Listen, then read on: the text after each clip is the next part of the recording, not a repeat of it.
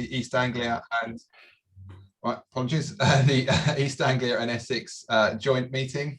As Bridget said, a little bit of housekeeping. So next month, the IOsH main AGM takes place. That is going to be on the 16th of November. That's open to all IOsH members. So if you wanted to register and attend, ask any questions, then you are welcome to do so. And that'll be Jimmy Quinn handing over to Louise Hosking there, who, Jimmy's done a great job. And I'm sure you've all seen he's been proactive on social media, and Louise is just as active, and look forward to seeing what she can bring. And with the presidential team changes, we've got some news here. The East Anglia branch chair, Angela, has just been nominated as VP-elect, so she will be taking over in the vice presidency role. So a big congratulations to Angela, and I'm sure that she'll be doing some wonderful things for IOsH centrally there. Thank you. The council elections, you can vote in those at the 14th of October is the closing date, so there is still time to cast your vote. And then just a couple of last things. Member survey results. If you haven't seen that, there is a couple of highlights from that. It's just a survey of OSH professionals. 43% said that they felt more valued since the outbreak, and 63% reported that OSH was now being more highly regarded in the organisation. So some positive numbers to come out of the latest member survey there. Lastly, I'm sure we've all had plenty of webinars over the last 2 years, but you'll be pleased to hear that we are planning on moving back to face-to-face meetings as well.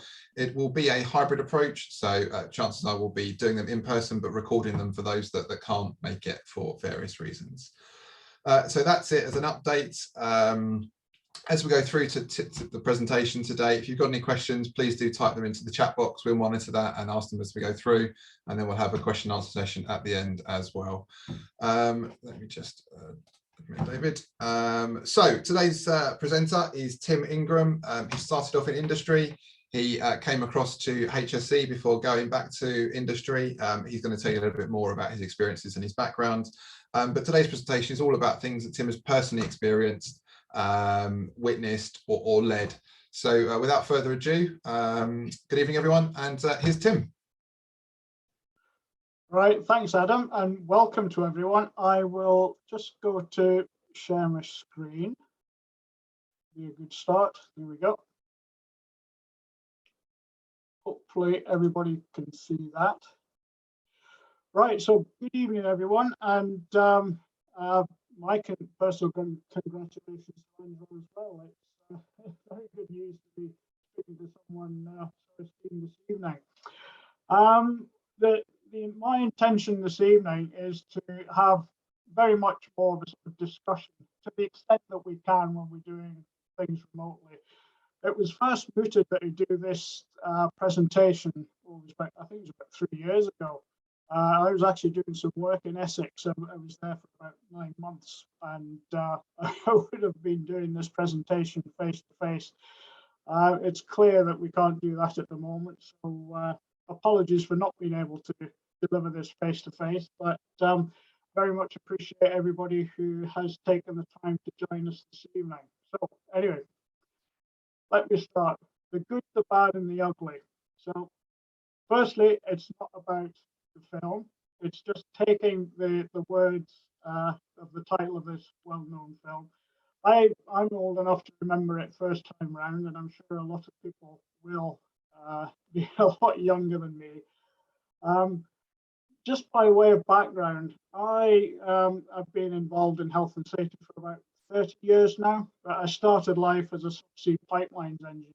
But what I'll do, I'll explain as we go through the presentation how I've come to be involved in the health and safety things that we'll be talking about tonight. Everything, as Adam suggested, is something that I've either seen or witnessed, or been involved in, or had some sort of engagement with. So these are about sort of personal experiences, and hopefully will be of use. We've got a series of questions that we'll be posing in terms of a poll at different stages. So what we will do is gather people's thoughts on only 4 questions, but these sort of intersperse the presentation on the way through. And as Adam has already mentioned, we take questions because this is the presentation for is in the form of a series of sections, take questions on each section, but then have an open session at the end for any further questions that anybody might have. So, Tim, just before you go on, can you just Yep. move a little bit closer to your microphone? I think a couple of us are just having a little bit of trouble hearing you. I don't know if it's possible to. Is that better? That is a little bit clearer as well. Yeah, we'll see how that goes. Thank you. Yeah, Right, thanks, okay. Tim. Yep, no problem.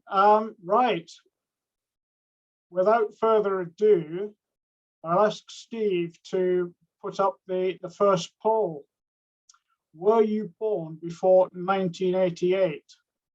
And if you could press either yes or no, it would be very interesting to see what these results are. And wow. So people were born before 1988 and one subsequent to that. Okay, that's great. Thank you very much indeed. Why is that significant? Let me move on to the next slide. I don't know if anybody, how do we get rid of that poll? Do I need to shut that down? Here we go. Oh, it won't go away.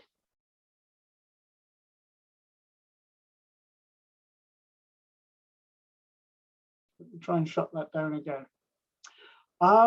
I don't know, does anybody recognize this at all, what it might be? It's a permit to work. And the reason I asked about the date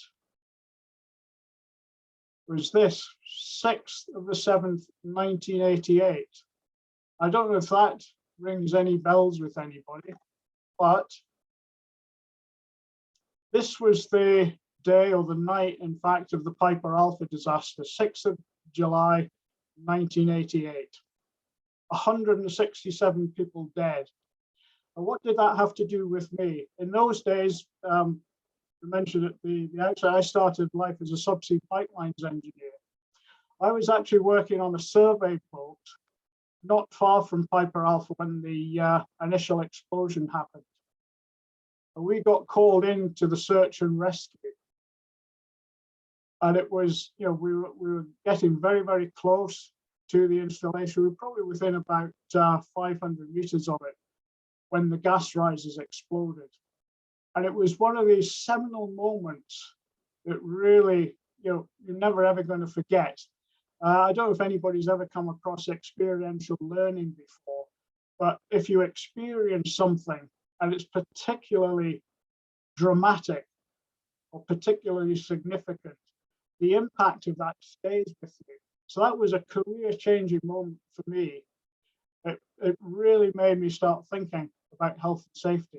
So I actually subsequently joined the health and safety executive when the offshore safety division set up about 3 or 4 years later.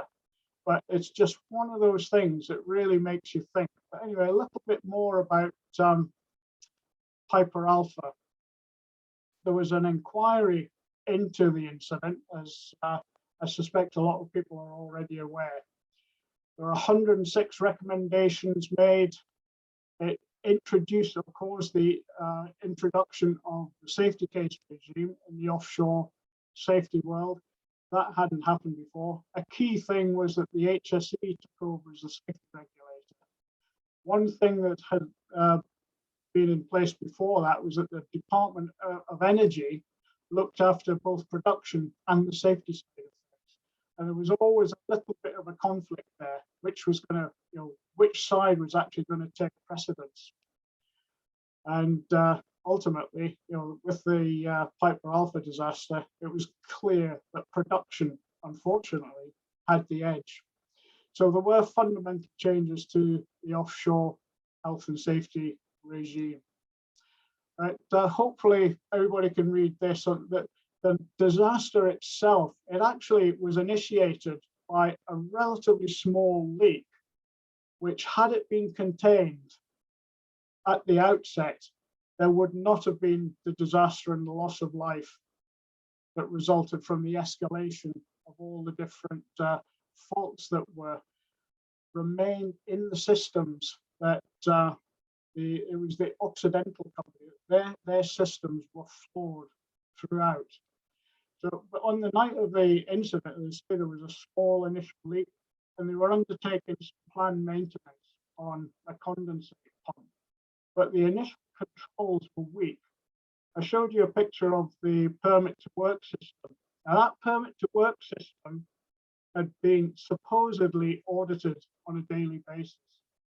One of the problems with that was that never ever was there any fault found in the controls there. Although there were faults, it was just a cursory exercise. And therefore, all the things that were potentially going wrong and that everybody thought were being controlled and managed out of the system were literally managed into the system. There were numerous design inadequacies. One of the key things, things like an emergency shutdown valve in the main gas pipeline risers, they weren't there at that time. That was subsequently something that was introduced by Lord Cullen.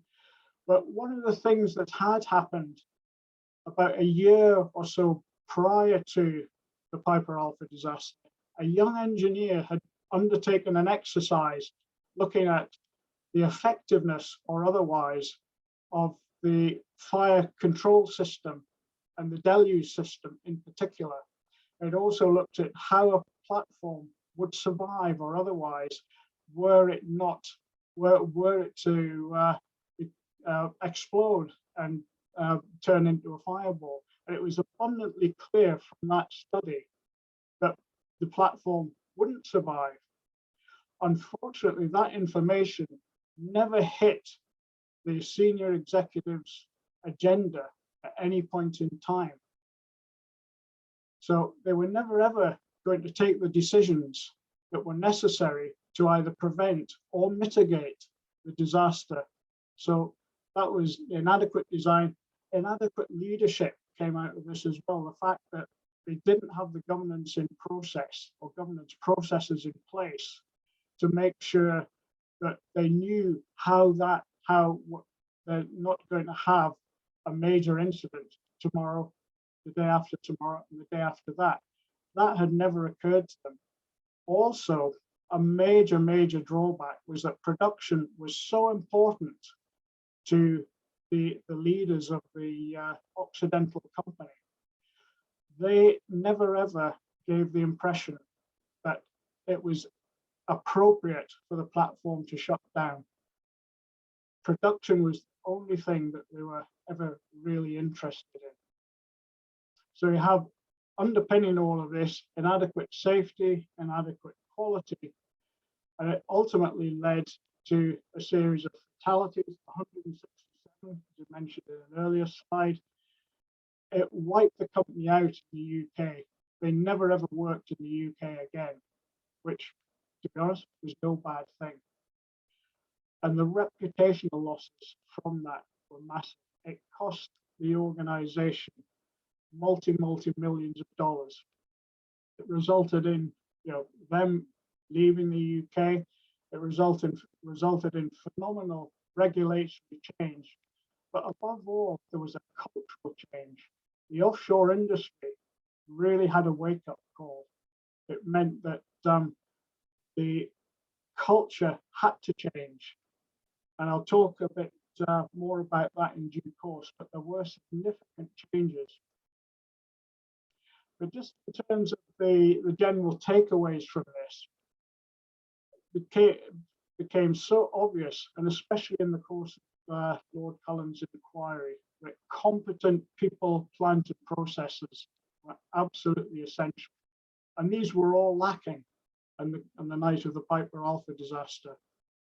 It was clear that safety did not either equal or exceed production. Production was what the organization wanted. Production was what the organization got until it came to a grinding halt. But one of the key things is that good leaders defer to expertise. I talked a little bit about the young engineer who'd undertaken that study that study had been ignored and had never really come under or been seen by the leadership team. So good leaders definitely need to defer to expertise. So I don't know if anybody's got any questions at this stage. If not, I will move on. We've not had any questions in the chat box. Okay. If you want to ask anything, then please type a question. I can ask that as we go along. Okay, thanks, Adam. I put this quotation up here. In the offshore industry, this is a very famous quotation from a gentleman called Brian Appleton. Brian was a senior technical advisor to Lord Cullen in the inquiry. He was actually a director at ICI. So he knew a huge amount about process safety and added a huge amount of value to the whole of the public inquiry exercise. So this is something that Brian quoted in a series of presentations he gave post the inquiry itself. Safety is not an intellectual exercise to keep us at work. And by us, he was referring to health and safety professionals. And he said it is a matter of life and death. It very much is.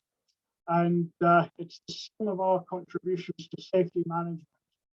So that's everybody pulling together, all the different aspects that we bring together. All of those determine whether the people we work with live or die. And on Piper, on the 6th of July, 1988, they died. It's such a powerful statement, but it was so true. There were so many weaknesses in the systems, or that quality wasn't there. Safety had been treated as an intellectual exercise, and as a result of that, 167 people lost their lives. So now move on to the second poll question, if we may.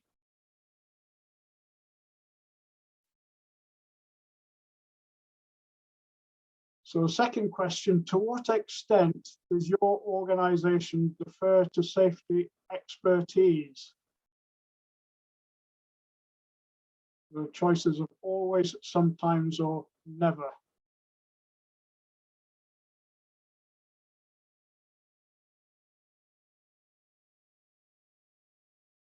I think that's us, is it?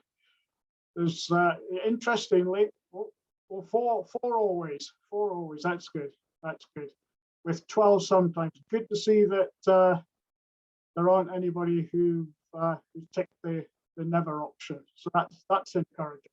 And hopefully the sometimes tends to be more often than not. But having safety expertise involved in operational work, I see it's absolutely fundamental. That is the case. Right, so thank you for that input. I will move on, if I may. Right. So the next little section or session, if you like, I suspect a lot of people have seen dreaded yellow pipes being inserted into your streets and possibly thought, oh, for goodness sake, this is taking forever. What on earth are they doing? I don't know if how many people are aware, but it's such a significant exercise. This is Transco, as it was, the gas network operators replacing old cast iron and ductile iron pipelines. Why are they doing that? It's because the old metallic pipe systems, they rotted in the grounds and they had some horrendous consequences, absolutely horrendous consequences. So I'm going to talk about one incident in particular, which is this. Lark Hall, just south of Glasgow, and was a major explosion happened. Now, at this particular point in time, I was at the HSE, and after this explosion happened, I was called in as part of the investigation team. This didn't fall under my remit, but because of the pipelines element of it, I was called in to support the investigation. But if you look at the date, 23rd of December, 1999, the 23rd of December, literally just before Christmas, what happened was a build-up of gas happened underneath a domestic property. So I don't think everybody can see this in the middle. That was a house. The same style of houses, the same size of houses either side, but the bit in the middle, that was a house. It was completely obliterated. And it had 4 occupants, 2 adults and 2 children. All were completely killed outright as a result of the explosion. Now, Transco, to cut a long story short, they were fined £15 million, which at that particular point in time was one of the biggest, if not the biggest, fines in the health and safety world. What happened in this particular incident was that Transco had undertaken a massive exercise of change. We were talking before about the metallic pipework, the distribution system to feed gas to domestic properties. Transco, in this particular instance, had not kept their records up to date of what pipelines had and had not been changed to polyethylene systems, the yellow pipes that were in the earlier slide. How that then meant that whenever they were inspecting the systems or looking to undertake maintenance or further renewals, they only ever looked for metallic systems to make the, or prioritize those particular checks. It meant that they actually missed anything that was down or recorded as polyethylene. In this case, they misjudged or misinterpreted the records, which showed this as polyethylene, and it wasn't. It was metallic. The whole system had corroded. Gas had fed in underneath the house. It was a very cold night the previous night. The ground surface had frozen, and the gas had just permeated under the frost layer straight into the house. Into the void beneath the house provided a huge volume of gas. And at the very time that the heating came on, I think it was 7 o'clock in the morning, the house just absolutely exploded. There was debris sent for a significant distance, and it had immense consequences. So it was a horrible thing to see. It was a horrible thing to investigate. It's not very clear on the picture on the right-hand side, but you could see kids' Christmas presents being just, absolutely thrown everywhere. And knowing that 4 people had died from that, it was the most horrible thing to investigate, but it was so important that this type of investigation was got right.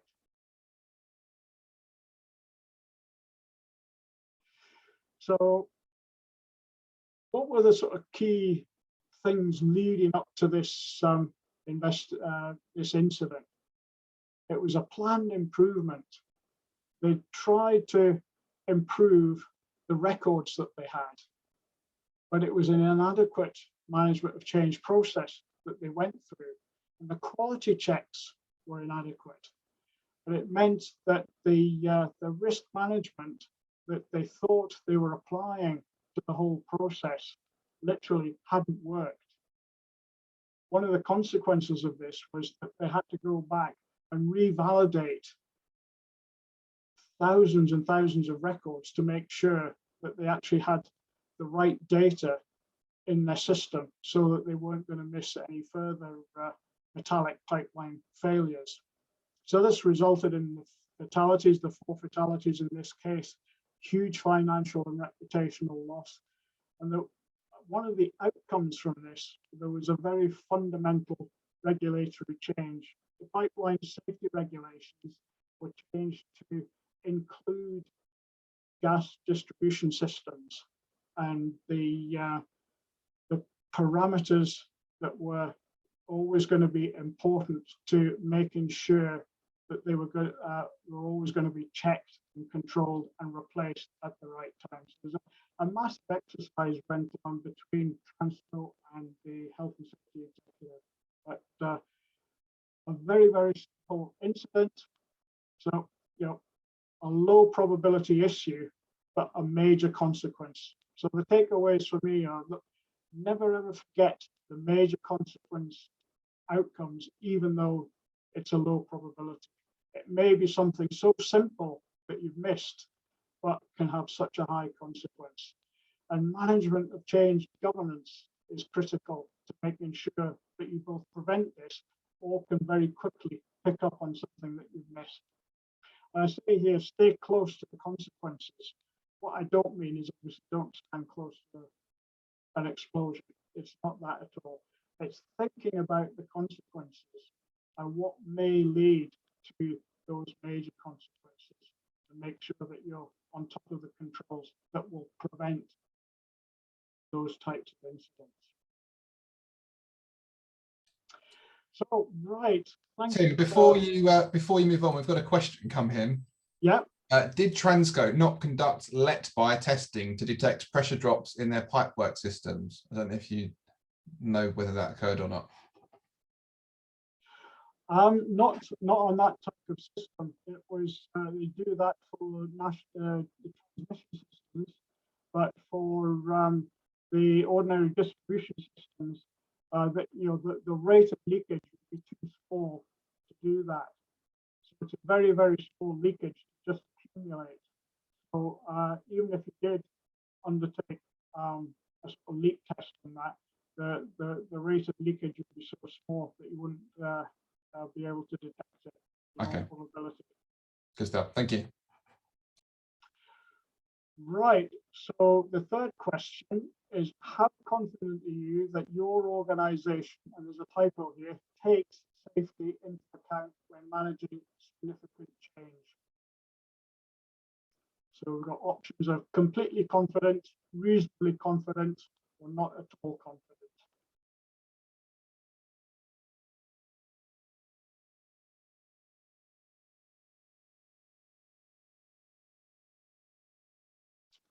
Wow. Interesting that there's one not at all confident. I think the distribution of this, two not at all confident, 10 reasonably confident, and 5 completely confident. So well done to the 5, reasonably well done to the reasonably confident. And yeah, let me know if you need any help with the not at all confident bit. There obviously are some organizations who may be at risk. So no, that's very interesting actually. From my own experience, that's not an uncommon distribution, and yeah, it does give cause for concern that not everybody. Ideally, we would like everybody to be completely confident in that, but different horses for courses. But yeah, thank you for that input. Very valuable. Right. Now, next one, continuing the theme. And these have actually been in the news just recently, which is not at all surprising. Gas holders. We don't see these in our industrial landscape, or part of our industrial landscape these days. Why was that? Well, let me show you this. This is a schematic of what's called the gas transmission system for the UK. This is the high pressure, or the series of high pressure gas pipelines that connect all of the UK. And what's happened to this? Transco took the decision to operate all of these pipeline systems from their original design pressure of 75 bar to 85 bar. That's quite a high pressure increase. And but considering that your average car tire, think of it in these terms, probably about 2 bar, 3 bar, something like that. And so we're talking about systems operating at very high pressure, then deliberately increasing the pressure to 85 bar. The reason that they did that was to be able to get rid of the gas holders and to use the pipeline system for storage. So that was the force. I think that must have been 15, 20 years ago that this exercise was undertaken. So at this particular point in time, when this was first mooted, I was principal inspector for gas pipelines onshore and offshore across Scotland. And Scotland was the sort of guinea pig used to initially operate these systems. What we had to do was go through a series of very extensive checks and balances. We developed a work plan with Transco that was looking at literally every single system online from St. Ferguson, the northeast of Scotland, all the way down to the south of England, southwest of England. We had to be assured that every single part of that system could take the increased pressure. So some systems needed to be changed out, others needed to be built up or supported in some way or other, or additional controls added. But it was a massive, massive exercise. And there was an extensive consultation with the likes of local authorities, members of the public, industry consultations, and it really was one of the most extensive exercises that the Health and Safety Executive has ever undertaken. There was a massive amount of expert input, and that included HSE experts, Transco experts, independent experts. But one thing above all, we were very clear about what the objectives were. So these objectives were agreed mutually between Transco and the HSE. We were very clear about what we wanted to get and how we were going to get there.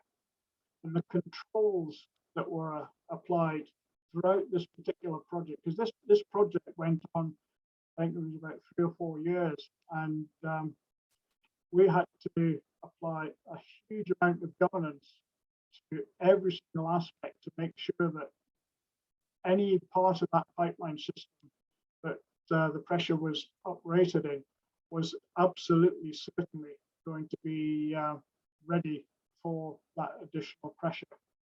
But ultimately, it was a very successful operator. And ever since then, there haven't been any incidents as a result of that increased pressure. There have been other pipeline systems that have failed in the UK, but this the national transmission system hasn't been one of them. So that's, that was a significant success, that project. So the key thing here was applying proactive risk management. It had to be proactive. So we had to heed relevant experts. You know, we had metallurgists involved, we had pipeline engineers involved, we had gas transmission experts. Everybody that you can imagine we needed to be involved was involved in this process, and it was so thorough and rigorous that it had the successful outcomes that it did.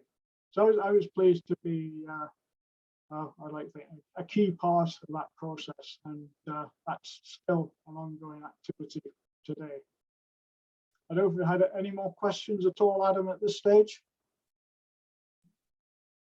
No, some that we can go back to from your first part that will wash up at the end, but nothing on this section. Okay, thanks, Adam. Right, next one. Now, I don't know if anybody can figure out what this chart is attempting to depict what these represent. You've got years at the bottom, 1966 all the way to 2016, and numbers above each bar ranging from 1, 0, 14. Just to put everybody out of their suspense, this one's much easier to do in a sort of face-to-face environment, but this is what they represent: Olympic Games and fatalities associated with the construction. Now, I think London should take a great deal of pride in having no fatalities associated with their Olympics. Athens, I think, perhaps needed a little bit of a rethink, but it's interesting to see Beijing in 2008 and Rio 2016 both had a similar number of fatalities. So what was it that Rio didn't learn from London? I think one of the key things for me that London did, these are just some pictures of the Olympic Village during and after its construction. So a very, very complex construction exercise. So you've got complexity, you've got size, but a whole range of different issues. And to have, no fatalities.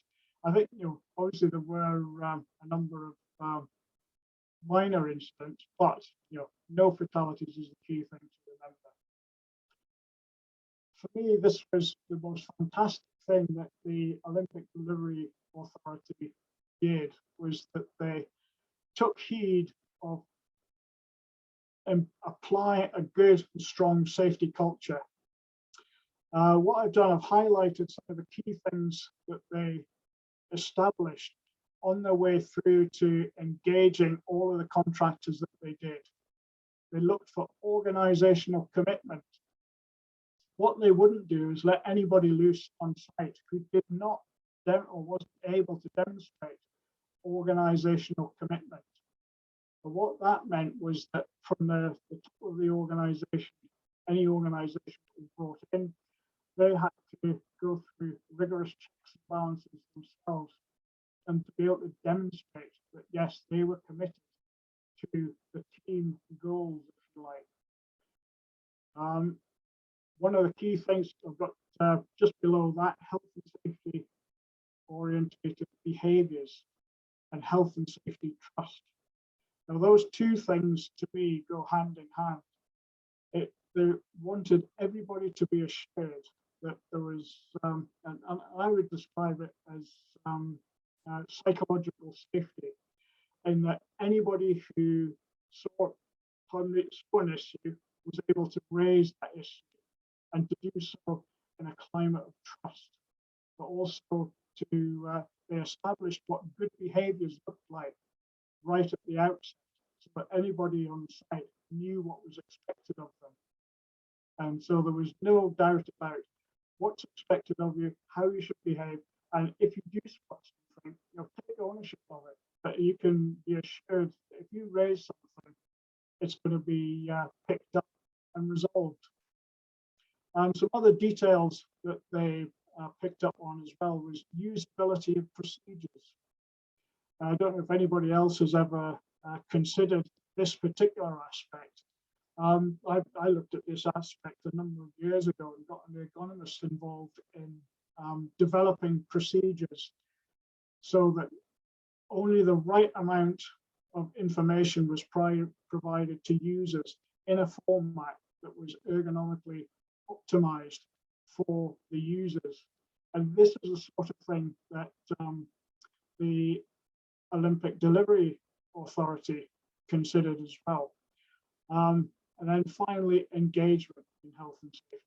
They absolutely made sure that everybody was engaged and continued to be engaged. So they had regular meetings, they had regular discussions on how things were going, and it set the whole climate. So we've got the HSB safety climate tool in the middle there, but all of these elements were pulling together, and the outcome of all of that was that they didn't have the fatalities that any other Games has had. I haven't checked what the position was in Japan this year, but I think it was 3, Tim. So they had 2 fatalities and 1 suicide. But the suicide, I think, is equally as valid, bearing in mind the mental health effects of I think that's entirely right. So there you go. So that's I think that shows England's performance to be particularly good for the UK's performance. So the takeaways for me: collaboration, commitment, and communication. Bring them all together, and they do work. They do deliver the business and the safety outcomes. But the culture of safety is essential to be able to deliver that level of performance. And strong leadership, to my mind, is something that does drive the culture. If it's not right at the top of an organization, you may get pockets of good practice, but it's not going to be sustainable if the leaders or those at the top of an organization don't believe in that and don't want it. So unless we have any more questions at this stage, I will move on. And this is the final question that we have, question 4. To what extent does your organization treat safety leadership as a competence? Now, just to put that question in context, a lot of organizations treat safety leadership, if they treat it at all, as something they go through in training, but not necessarily as a competence where you have to continually demonstrate your competence. So that's the context in which that question has been asked.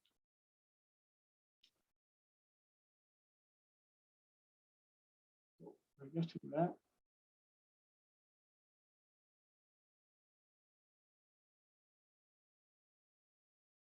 (13 of 13), so 1 not at all. I think 9 partially. That's not surprising. That's not uncommon. 4 fully. I must admit that's actually really good to see. It's relatively uncommon to treat safety leadership as a competence. Well done to those organisations for doing that. And thank you again for everybody for their input. Right, let me move on. So, good safety leadership.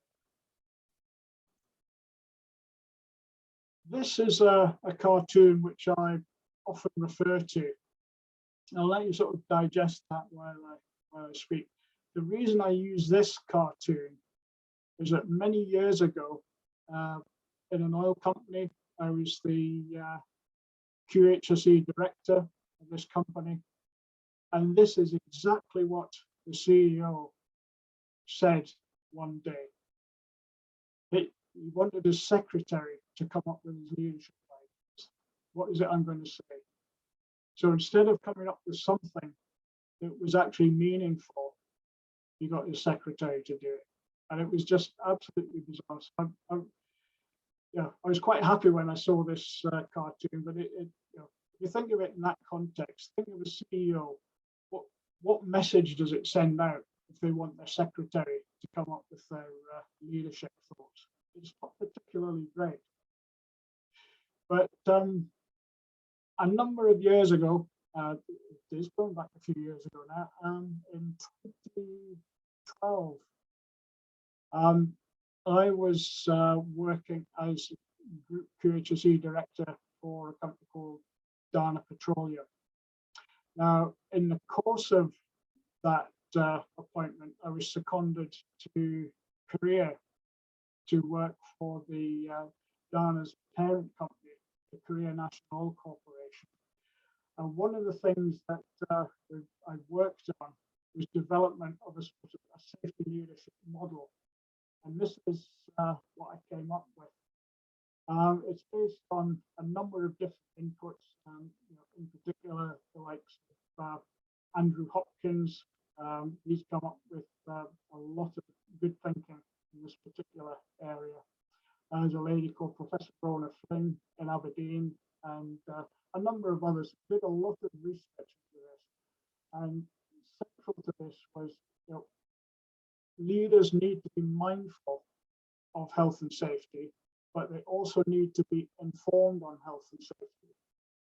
What I mean by that is not only do they need to think about health and safety all the time and treat it as a value effectively, but also to be informed about what good looks like, how they can portray and lead towards that good.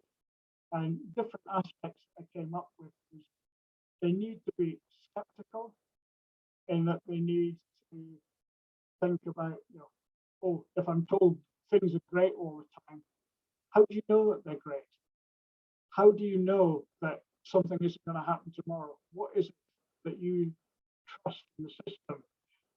And be skeptical, ask those awkward questions to make sure, be inquisitive, find out about what problems there are in the systems within the organization.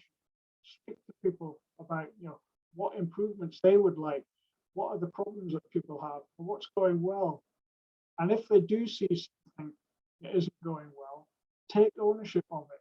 Make sure it's resolved and not just left hanging there, or just walk, if you just walk by it, it sends out entirely the wrong message. So underpinning all of that, I've put in the word authentic there. I picked this word up from a PhD student probably about 25 years ago, who was doing research in psychology or safety psychology. And she used or coined the term authenticity. And it immediately gelled with me. It made me think, yeah, if someone isn't authentic about health and safety, they can say the right words, do some of the right things, but the very second, their backs turned, they'll be saying something different or doing something that isn't authentic. If they're not authentic, or if anybody isn't authentic about it, they'll be found out, and it has such a destructive message. So this was the model I developed and applied it in a number of organizations, and it's thankfully been relatively successful.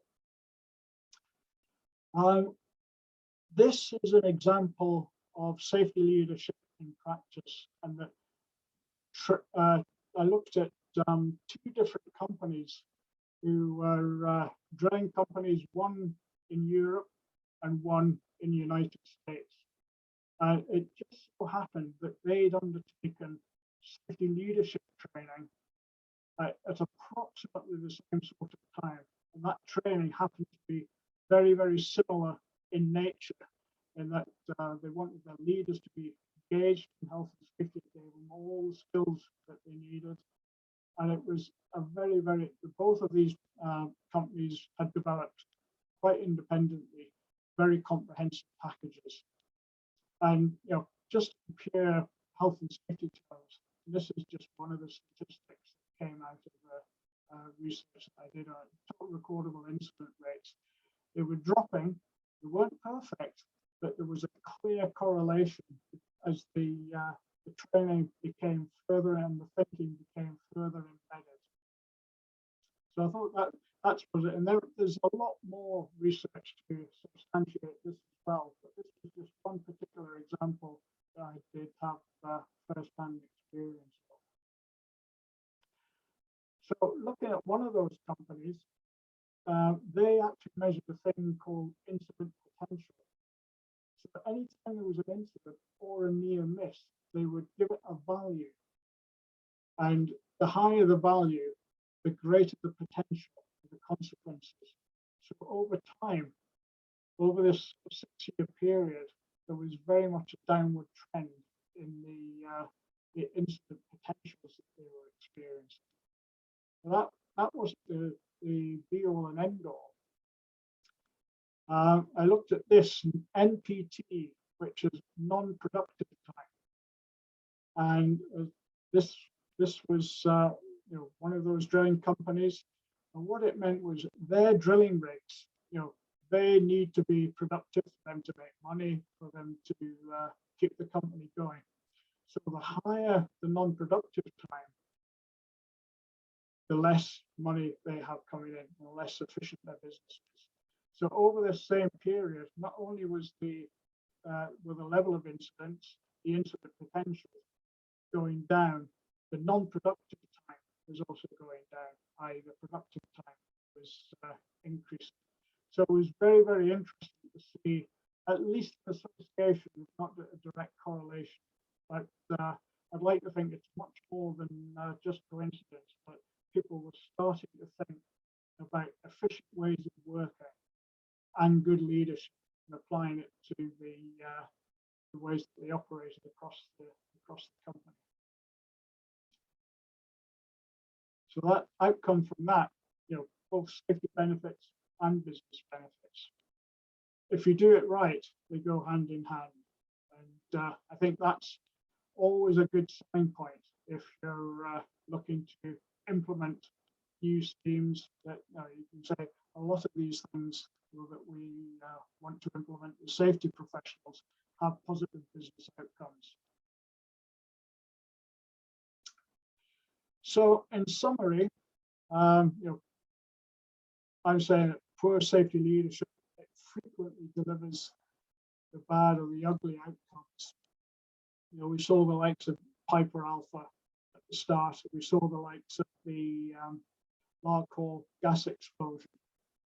A lot of that is to do with the quality of leadership. And as Brian Appleton said, it's the combination of all the things that we bring together that makes a difference as to whether the people that we work with, or in the case of the Transco incident, people who are affected by our work, whether they live or die.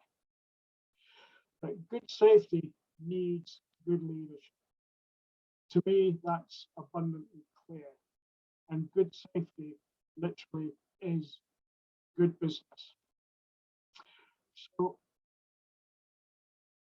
that is me completed. I would thank you for your time. I would be delighted to take any questions, either associated with any questions about what you've just seen or anything that you might think comes out of that. Thanks, Tim. We've had a couple of comments and questions come in there. I think Paul Daly has added an extra section into your graphic. He said he thinks curiosity would fit well into your model. That he thinks, is that something you could comment on about the leadership model that you designed? Curiosity of leadership. Yeah, that was the inquisitive bit. That was how that was intended to be interpreted. Hopefully that makes sense. But it is very much that it is an aspect of it that people do need to actually both look but also want to look. So I think, but yeah, I was very much at that point, and thanks for that feedback. Yeah, it's getting them curious, isn't it? Taking them away from the balance sheets and the spreadsheets and the productivity, it very much is. Into realizing that there can be a lot of business benefits and in improving safety as well and efficiency. So another question we've had is from your experience, are there any key drivers to improve safety culture? And this is from Steve. He says influencing a poor culture to make sustainable improvements has been the biggest single challenge that he has. So question again, from your experience, are there any key drivers to improve safety culture? One of the key things I've found is, as just mentioned, getting people to understand the relationship between good business performance and good safety performance.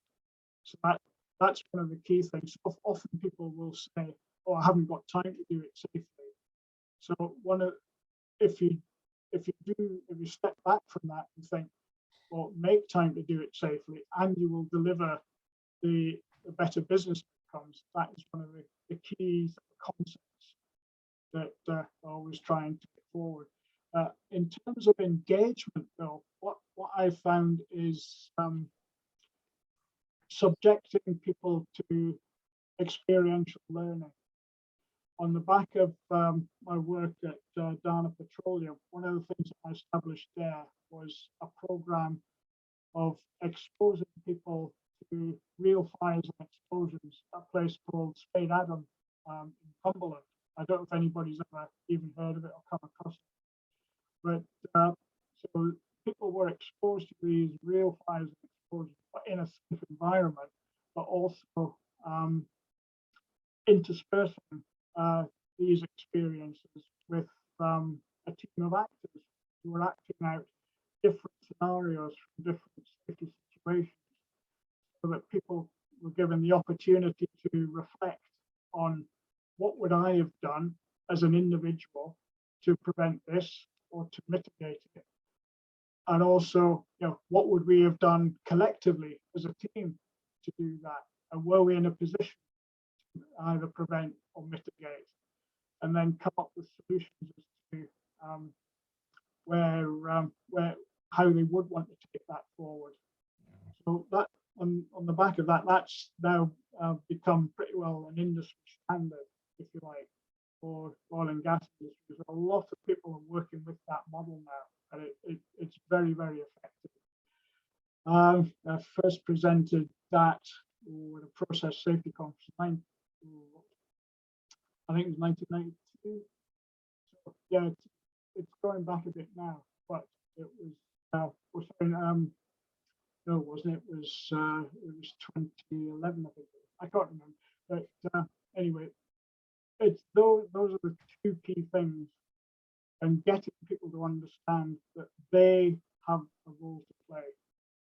Everybody has a role to play. Yeah, getting that ownership, isn't it? It is very much so.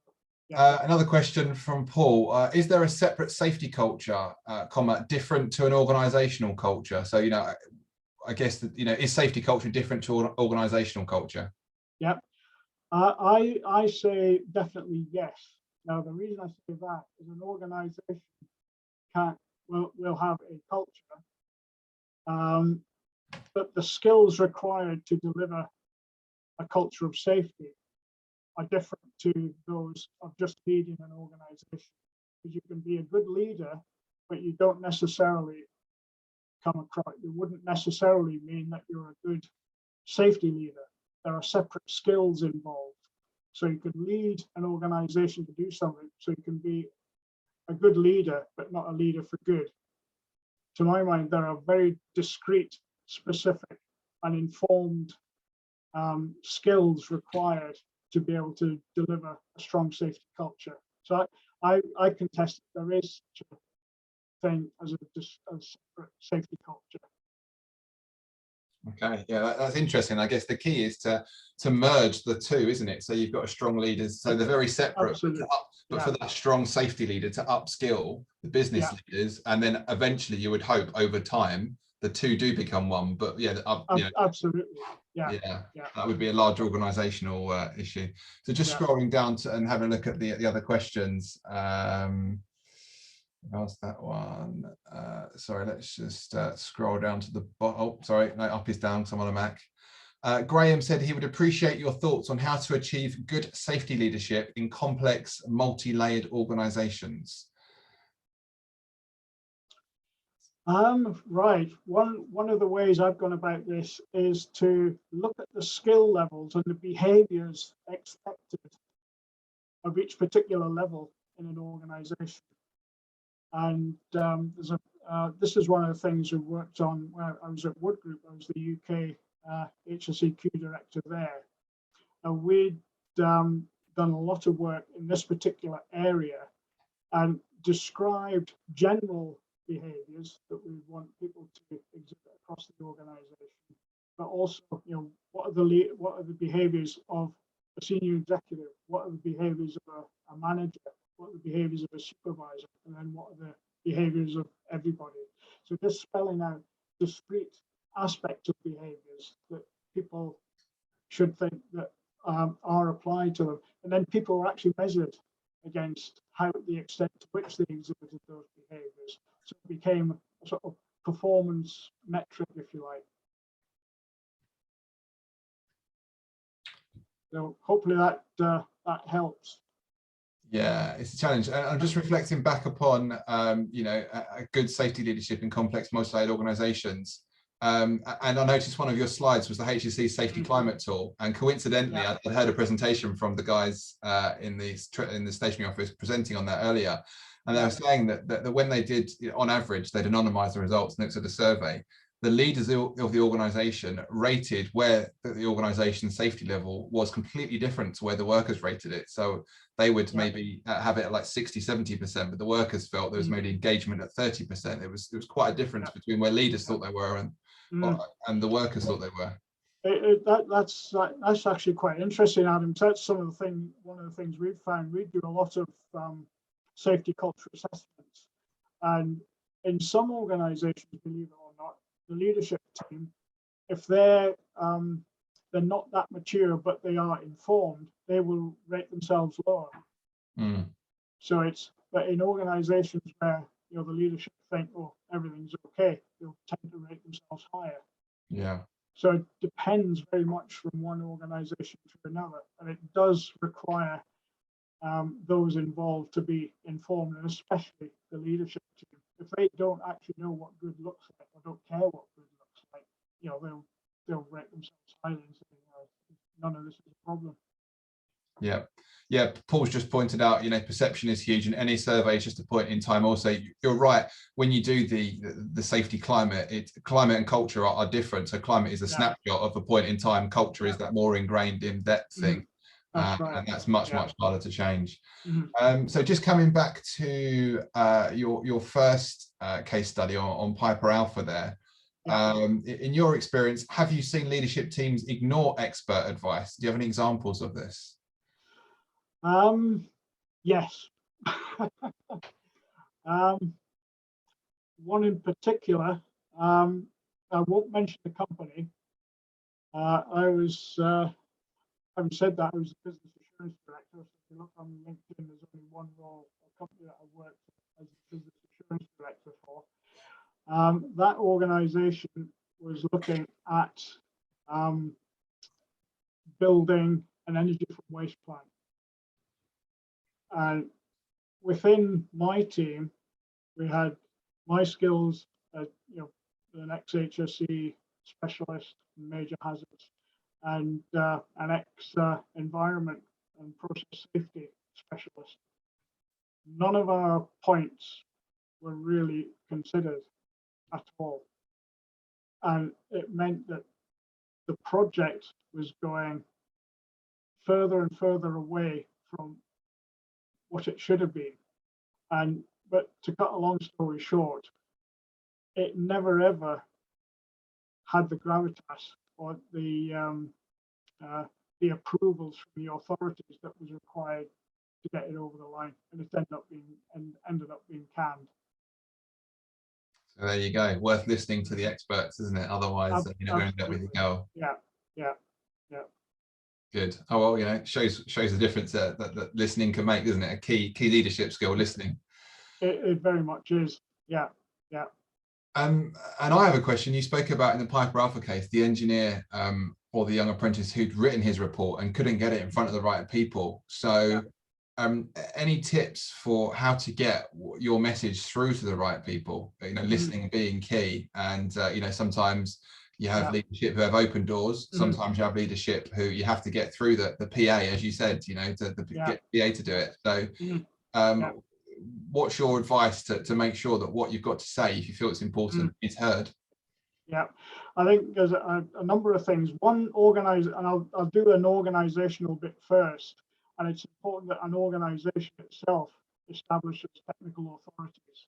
So it was someone who has authority to raise technical issues. If someone, like that young engineer, has an issue, they can speak to the technical authority, and the technical authority can raise that at the appropriate level, so that voice would be heard. If you were, or someone was that young engineer, had concerns about something, the best thing you can do, as far as I'm concerned, is either ideally raise it with somebody internally within your sort of line management chain, so you can get a receptive ear for that particular point. But make the case as clear and concise as possible, and make sure that you've actually done all the research and have the evidence to back up what you're saying. Have all that put in writing and present it to someone who will ideally you find a sympathetic ear either within your own management line or within, the health and safety team within the organisation, whoever it is. Try and do that. Yeah. And only as a last resort, perhaps you can go and speak to the HSC. Yeah, if you can get through to us, but yeah, it's not quite as easy as it used to be. It's not. No, it's all online now, isn't it? And it gets triaged. Yeah, that's a really interesting point about the lines you take. Based upon some reading I did in the IOsH magazine, I actually purchased this Black Box Thinking by Matthew Syed, and it talks in there about the aviation industry doing that, and more the medical industry, and how doctors are seen on a pinnacle. And they actually don't report when they do it wrong, and it's the nurses who are kind of observing and picking up on the faults of doctors who are having to raise it with them. Yeah. And there is that hierarchy in the medical profession. But no, I'd recommend that. I'm halfway through it at the moment, and so far that correlates with exactly what you said there. Yeah, you've just reminded me of another aspect as well, Adam, and that's crew resource management. There's a lot of work being done on that in Aberdeen by Rona Flynn again, and another lady called Catherine Mearns. They did work with surgeons or surgical teams in the main hospital in Aberdeen, and got them to work together, because obviously you've got very much a hierarchical situation there, where the surgeon is seen as, oh my God, just do whatever the surgeon says, don't interrupt them, just don't speak unless you're spoken to, all that sort of thing. So they managed to establish a framework whereby everybody was given this psychological safety, and that they could raise things, and that the surgeons became receptive to people raising issues, and it's that the effectiveness of the teams and the number of incidents that they were seeing just fell really quite significantly, all because people were just able, those at the so-called bottom of the pecking order were able to raise issues. Yeah, that correlates with exactly what this book is saying. Paul just said, so many organisations say they have a speak up policy, but it's the response that matters, and the response that will dictate whether people continue to speak up.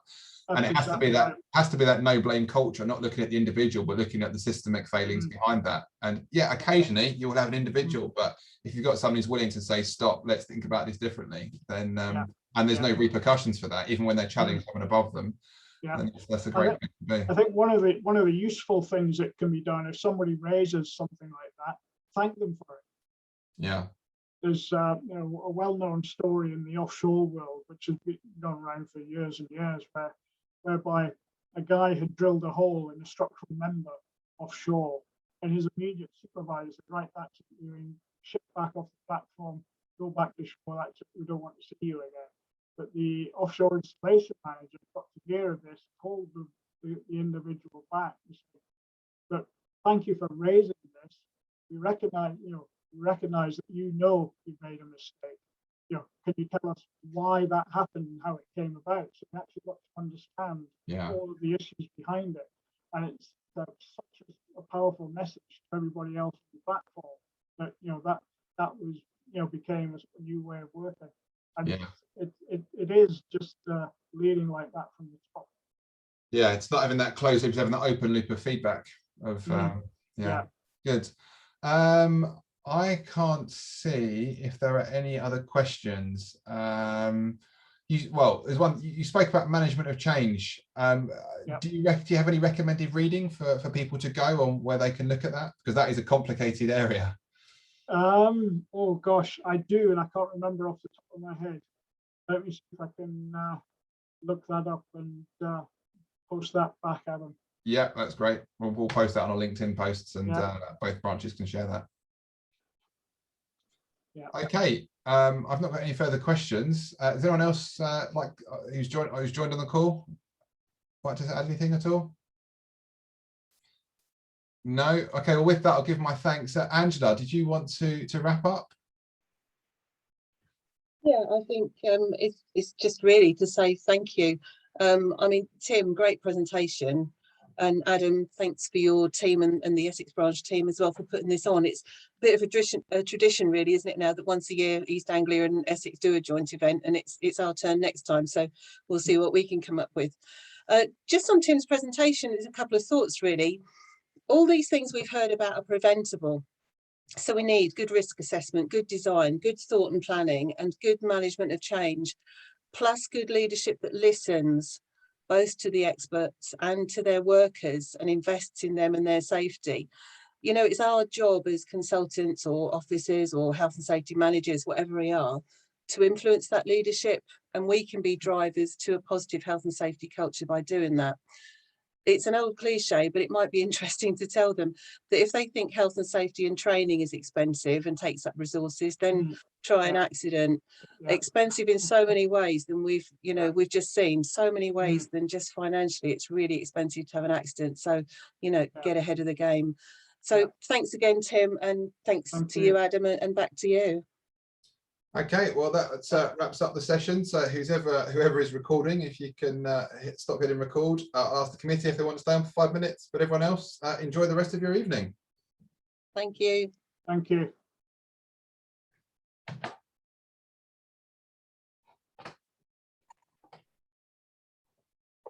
Okay, we'll let everyone drop out and get on to watch Bake Off, whatever else is on. Do you want me to stay on, Adam? Yeah, stay on, Tim. Have a catch up. No, I didn't want to interrupt or intrude on any. I'll just go through the list and remove a few people. How do I do that? There we go. Oh, hang on, I don't want to report them.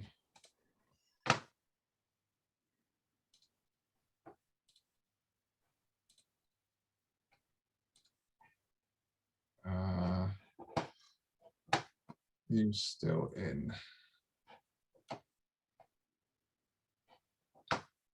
Spencer, gonna remove. I don't know all of your committee, Angela, so if I shout names, then I'm gonna remove Spencer. Is that okay? Yeah, it's just Steve, I think, who's with us. Okay. Franklin. Remove.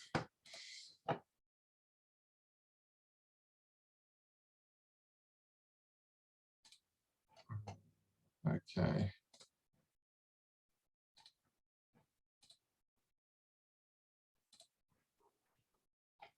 Tim, Steve, Angela, Adam. Okay, I think that is everyone. Thanks very much, Tim. Yeah, great job.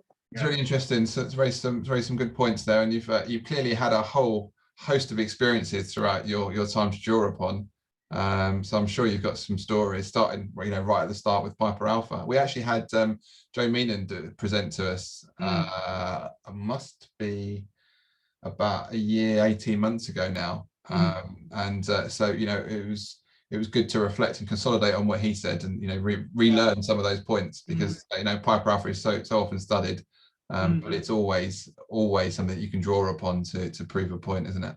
Yeah, and that was just obviously just a very, very quick sort of overview, just to tease out 2 or 3 points, and that was it. But yeah, it's you could spend all day talking about it.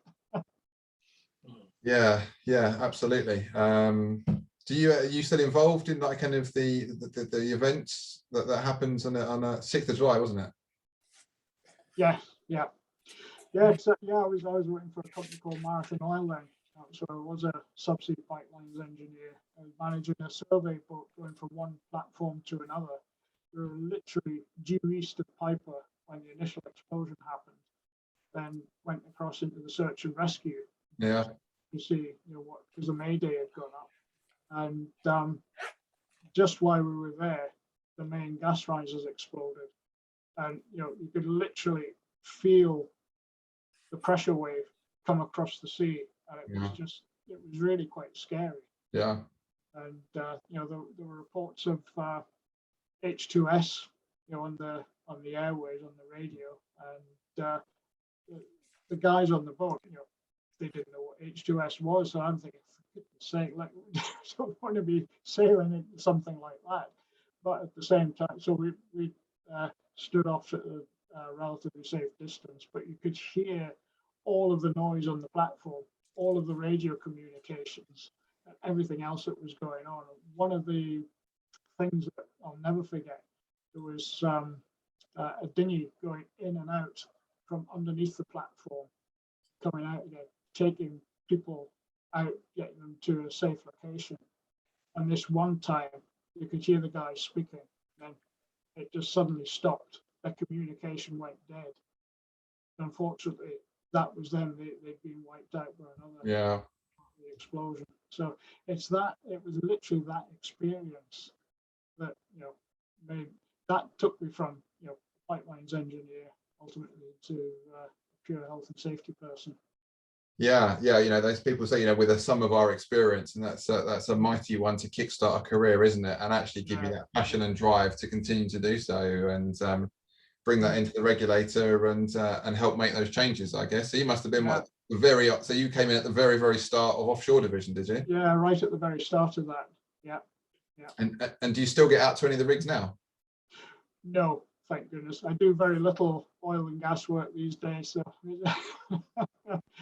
and I'm work in much more civilized environments. Yeah, much warmer. Sit like a nice comfy desk chair now. Yeah.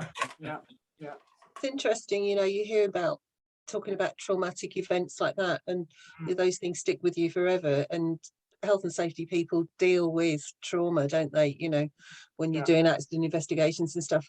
And I know there's some work going on at the moment about a support system for health and safety people who, you know, everybody in a company turns to the health and safety person to get them through the accidents, don't they? But the actual trauma, you know, you deal with the people, you deal with witness statements, you see some awful photos if you don't see the actual thing. So there's some work going on there to support people now through IOsH, which will be a great thing, I think. Yeah, I think that's really invaluable.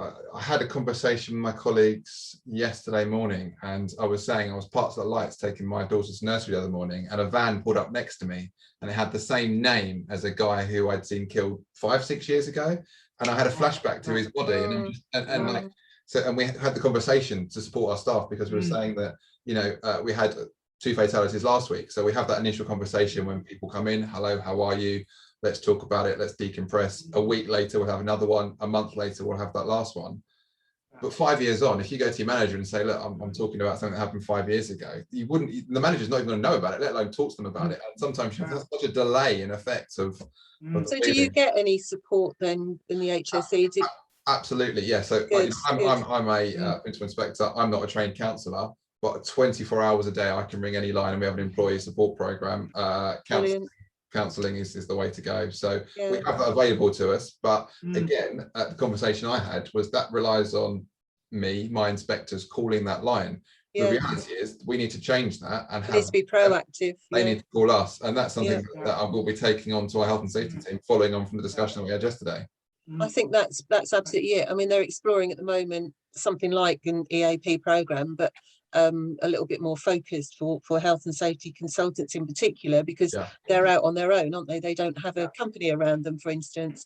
But that proactive thing is the thing that's come up, you know, that we need to actively say to people, you know, engage with them and see. But then how does IOsH as an organisation know about the individuals who's just dealt with a fatality? It's a difficult thing, isn't it?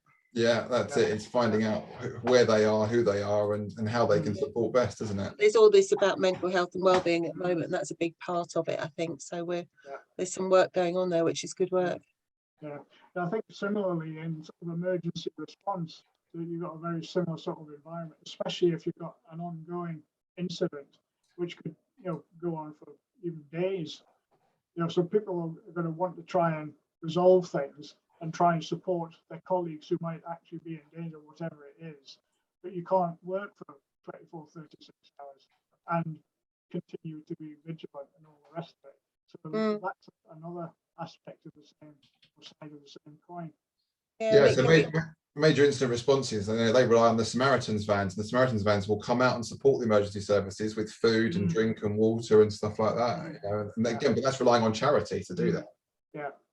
Yeah, it's the start of PTSD, isn't it? Some of it. So and it affects different people in different ways. But when I think of this, you know, I've dealt with a couple of broken backs. I've dealt with an investigation after a fire fatality, you know, and so, you know, even in my small world, I've dealt with a bit. So, you know, collectively, all these IOsH professionals or OSH professionals that we see, and you HSE guys as well, God, what have we dealt with over the years, you know? Yeah, Anyway, well, that's it. end up on a happy note. Yeah, well, no, it's right, Tim. Like 1999 was it, the Lark Hall explosion? Yeah. And that's the, you know, like you say, I'm sure every Christmas you're going to be contemplating that one on Christmas Eve. Oh yeah, yeah, because yeah, we've got two boys. One who's he just finished up his PhD in Glasgow. But we often go past the Lark Hall site. And similarly, Dundee, where I investigated another incident where an elderly couple, and this was almost a year after the Lark Hall one. Similarly, go past that on a regular basis, and it always just makes you think. Or kind of want to go and have a look, but at the same time don't. And it's Yeah. never ever forget. Just want the lessons to be learned, don't you? That's it. So it doesn't happen again. Yeah. Well, hopefully we've been able to share some good practice and people will take away some lessons. You know, every time we put on a webinar, we hope that people have those takeaway points. And the thing about safety is you never know whether you've made that difference or not. It's very rare that you can actually pinpoint you doing something, you saving a life. I've been a decade, and there's only one instance I can know for certain that one of my colleagues saved a whole row of flats by making them have a fire alarm put in remote, where they're doing some refurbishment work underneath a block of flats. Amazing. And a week later, that alarm got triggered, everyone evacuated, and the whole lot went up. And you just think, well, we can directly say that they were alerted and given minutes to live. But it's very rare you can do that. So you just have to trust in yourself that what you're doing is right, don't you? It's usually if we do our job properly, nothing happens. That's why people don't see the value of us, isn't it? Yeah. Always remember the bad rather than the good. Oh, don't they? Yeah. But that is changing. You know, if you look at the survey results now, and leadership are getting that message because they all turned to the IOsH profession during the pandemic, didn't they? Yeah, so, all of a sudden, yeah, exactly. So it's been elevated, and Tim, keep spreading your message and share that good practice. And you know, like you say, you've got that data to prove there's a cost benefit, and hopefully people can use that for their business cases to do things like the climate tool and get people like yourself. Yeah, absolutely. Yeah, absolutely. Thanks, Steve, for helping out, by the way. No worries. I think it was a bit in at the deep end. You asked me for the link at about 5 o'clock, didn't you? I think it was a bit of a cat and mouse at the start on the first one because I double clicked it so it shared the results straight after I ended the poll. And I was like, is that what happens? Nobody noticed. It was seamless. Okay, well, Louise, thanks for staying in touch and organising this one. I know it was your first time with Sonia being away, so well done. Tim turned up, so you did everything right. Thanks everyone. Good job, team. Good job. All right. Have a nice evening, everyone. Yeah, good to see you. Bye. Catch you all later. See you soon. Stay safe. Bye.